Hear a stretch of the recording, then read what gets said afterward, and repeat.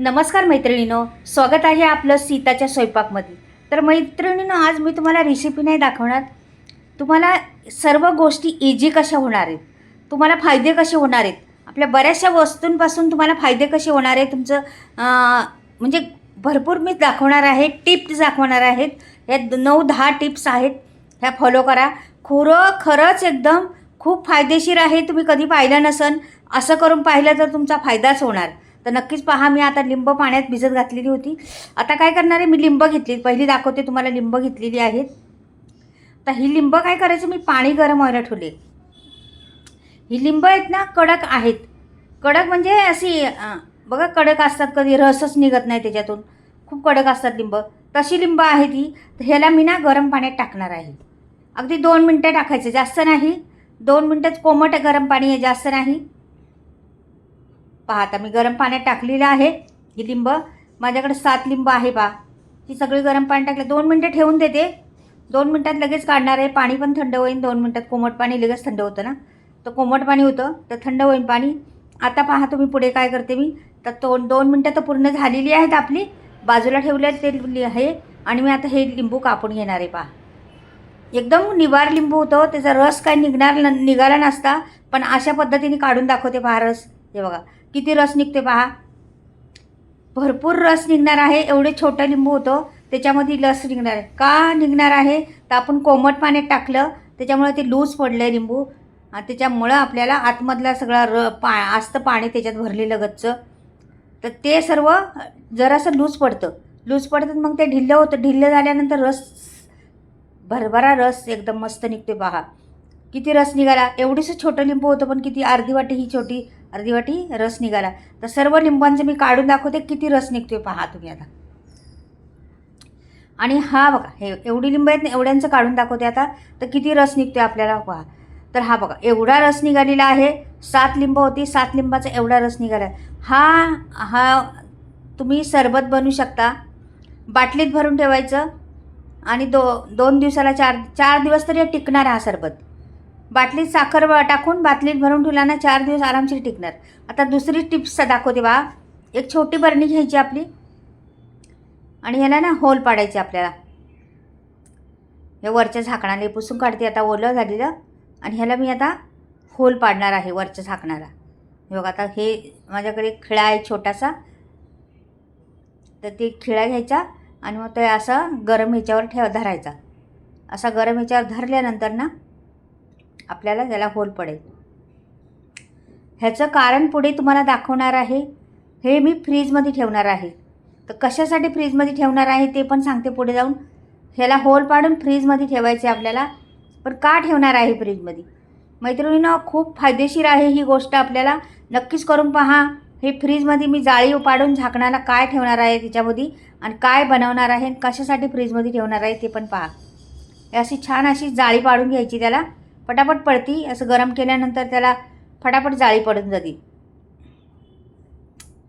हे बघा, पकडून धरायचं जाम आणि गरम गरमच याच्यात जाळी पाडून घेते मस्त. हे बघा, आता परत एकदा गरम करते, आणखीन जाळी पडेल आपल्याला. आता होत नाही एवढं, तर परत एकदा गरम करते. मैत्रिणींनो, अशा छोट्या छोट्या गोष्टी असतात, त्या माहीत नसतात आपल्याला, पण त्या जर केल्या तर खूपच फायदा होतो आपल्याला. आपल्याला घरामध्ये पण फायदा होतो.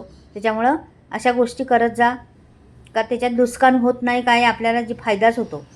म्हणून व्हिडिओ पहा संपूर्ण. माझे व्हिडिओ वेगळे असतात जरा आणि हटके असतात, तर नक्कीच पहा. की आपल्याला कमी सामग्रीमध्ये मी रेसिपी बनवत असते आणि छान बनत असते त्या रेसिपी. हे बघा, आता हे झालं. हे झाकणाला लावला, होल पाडून घेतली आपण. आता मी ती खालची डबी आहे ना, वरचं झाकण झालं, खालची डबी आहे ना, ह्याच्यात मी मीठ भरणार आहे. मीठ भरायचं आणि आपल्याला फ्रीजमध्ये ठेवायचं. आपल्या भाज्या ओलापणा असतो ना भाज्यांमधला, तो नाहीसा होतो आणि भाज्यांमध्ये सुगंधितपणा पैदा होतो. फ्रीज आपला कोरडा होतो. म्हणजे असं ओलापणा पकडत नाही फ्रीज, आणि हा सुगंधही छान येतो फ्रीजमधला. म्हणून मीठ टाकायचं. उबटपणा असतो तो मीठ सोकून घेतो. आणि हे बघा, आता फ्रीज गच्च भरलेलं आहे. मी आता वरती ही अशी बरणी ठेवून देणार आहे. पहा, तुम्ही एकदा प्रयत्न करून पहा. तुमचा ओला कुठेच फ्रीज दिसणार नाही. सगळा कोरडाच फ्रीज दिसन तुम्हाला पहा. तर पूर्ण भरलेला आहे मी फ्रीज आमचा. एक दरवाजा भरलेला आहे. तर दुसऱ्या दरवाजात त्या बाजूला काय करायचं दुसऱ्या, तर बर्फ 2 मोठा फ्रीज आहे नाही. तर काही फ्रीजमध्ये काय होतं, बर्फ तयार होतात. तर ते बर्फ का न तयार होण्यासाठी आपल्याला सामान ठेवायला येत नाही, काही काय नाही, त्याच्यात थोडंसं मीठ पीस करायचं खाली साफ केल्यानंतर. का बर्फ खाली तयार होत नाही, कमीच होतं बर्फ तयार, वरच होतं तेवढा. मग आपल्याला कुठलीही वस्तू ठेवायला येते का. मग आता ह्या बांगड्यांचं घेतलेलं आहे मी पहा.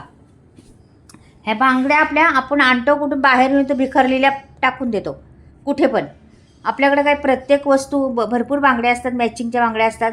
तर ह्या बिखरलेल्या वस्तू आपण टाकून देतो, मग नंतर परत भेटत नाही आपल्याला.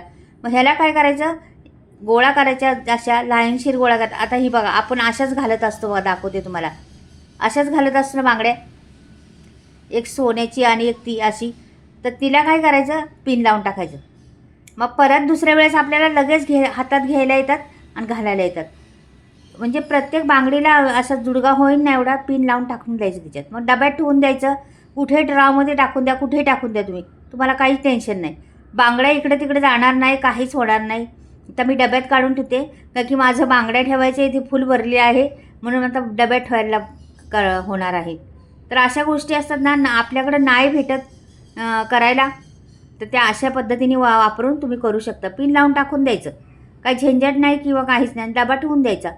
झाल्या आपल्या बांगड्या पण व्यवस्थित राहिल्या, परत उपयोगी पडणार, घेताना पण आपल्याला तशाच घेता येईल, घालता येईल का. झाल्या काय आहे का टेन्शन, कुठल्याही घाला त्या पद्धतीनेच. बघा हे अशा काढल्या, असा चुडा घातला मस्त, हे बघा का झालं. म्हणजे अशा आपण घालू शकतो कशा पण. तर मैत्रिणींनो, आयडिया तुम्हाला आवडली का माझी ही, नक्कीच मला कमेंटमध्ये पाठवा कुठली आयडिया आवडली. आता इथे बघा ब्लाऊज आहेत, आपले जुने ब्लाऊज असतात, भरपूर जुने जुने असतात, त्याचे हुक गंजून जातात, जंग पकडते हुकला. तर आपल्याला काय करायचं आहे, नवीन ब्लाऊज आणले ना त्या हुकांना ना लावायचे आपल्याला नखपालीस. हुक गंजणार तर नाहीच, पण हुक तुटणार पण नाही.